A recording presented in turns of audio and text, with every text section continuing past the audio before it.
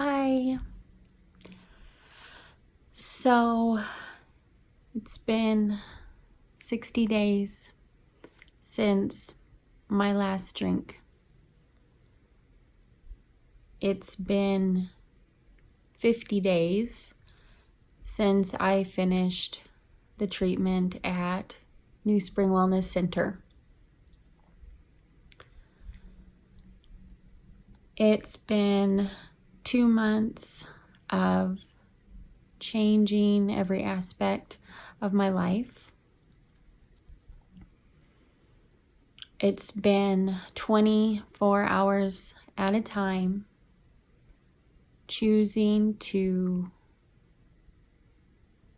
stay sober, choosing to be a better person, choosing to make better choices, and choosing to continue to do it the next day. I could not have done it without my support system, and that support system has come from several different avenues. Continues to come from Katie and Chad at New Spring Wellness Center.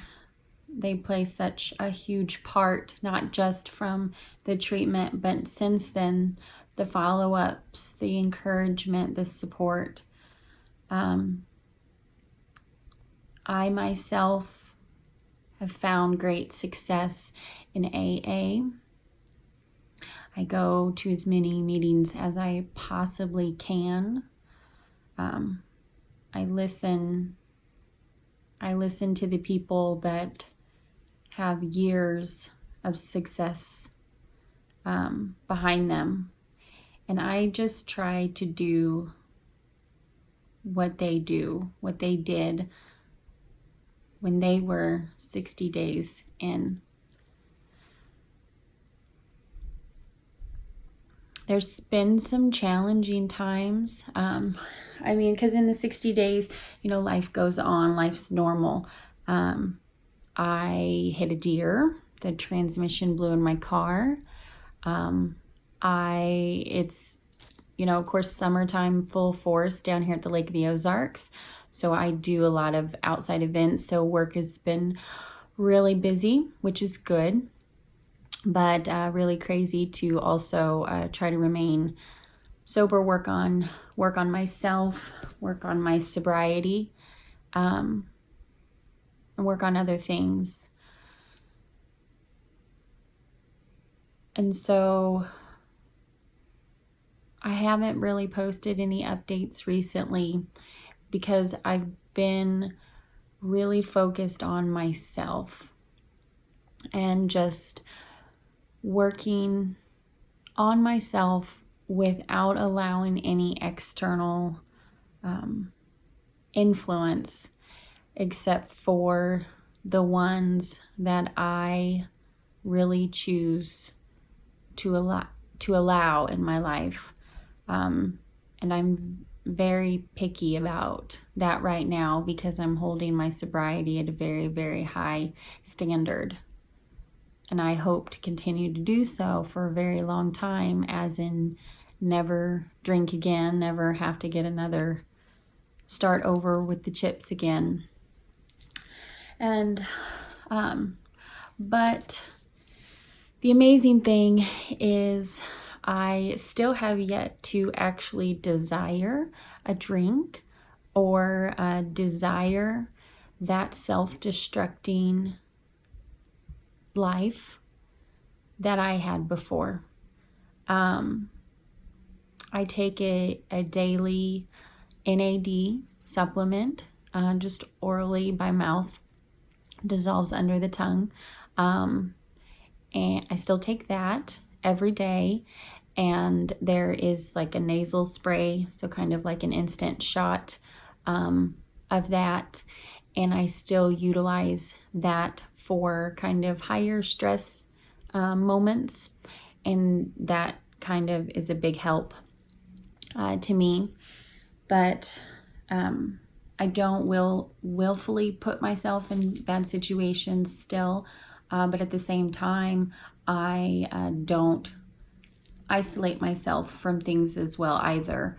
So just like yesterday, there were 2 events. I attended both.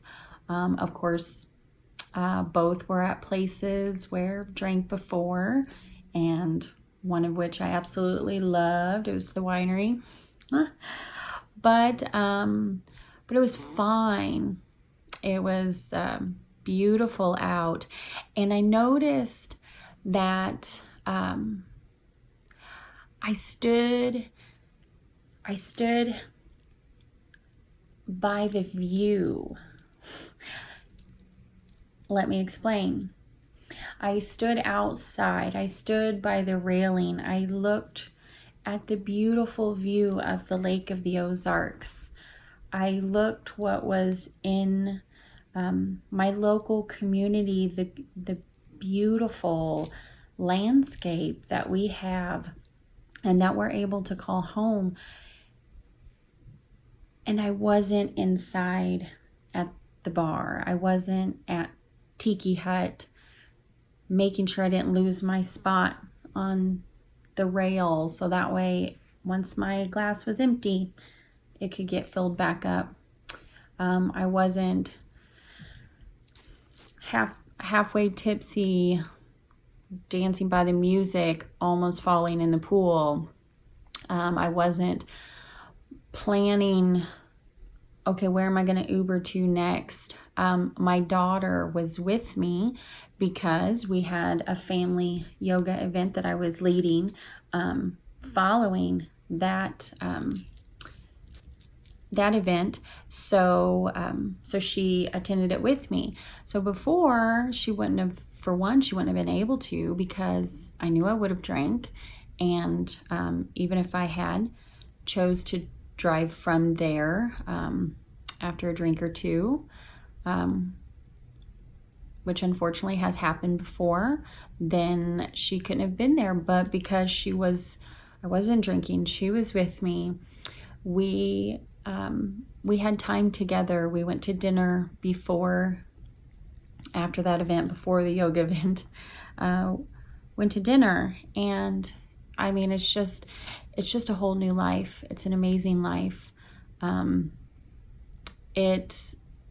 Life can be really, really overwhelming when you're first trying to get sober, because it's our defense mechanism that when something gets hard and we get those feelings of like, oh my gosh, what am I going to do? We get fearful, we get worried, we get doubtful. We can turn to something which makes us feel better and which takes away all of those negative emotions. So when you get sober, you have that coping mechanism taken away from you. So you have to learn how to deal with life and deal with things in a different way, and it's very overwhelming. And in a good sense too, because you were numb to negative emotions, you're also numb to positive emotions as well. Not saying that I have a lot of sobriety time right now, but I do know that I'm at a point where I'm even becoming thankful and aware that what I used to view as negative emotions was actually my body's way of telling me how to deal with things. So if I was feeling worried about something, that issue needed to be addressed. That's why the worry was there. If I was feeling fearful about something needed to be addressed. It might not have been that exact issue, but something inside of me needed to be addressed, because something was creating this fear to be built up and to be released at times. So it might not have had anything to do with the present circumstance of anxiety coming up, or fear, worry, doubt, anger, but in society, we focus on the right in front of us. Like, okay, this happened, I'm mad, this made me mad. Okay, maybe it really didn't. Maybe there's just something that you need to work on within yourself, that situation is just stirring that up. And don't think for 1 second that I would have ever thought like that before becoming sober and before really trying to work on myself and figure out why I turned to such self-destructing patterns for so long, most of my life. So it's a journey. It's a never-ending, amazing self-discovery, freeing, sometimes scary journey that is worth every single second.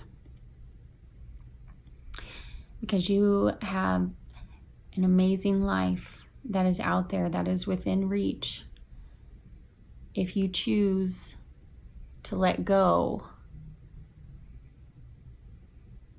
of the biggest thing that's controlling your life. So 60 days, yay. Thank you to everyone who has had a part in my recovery up to this point.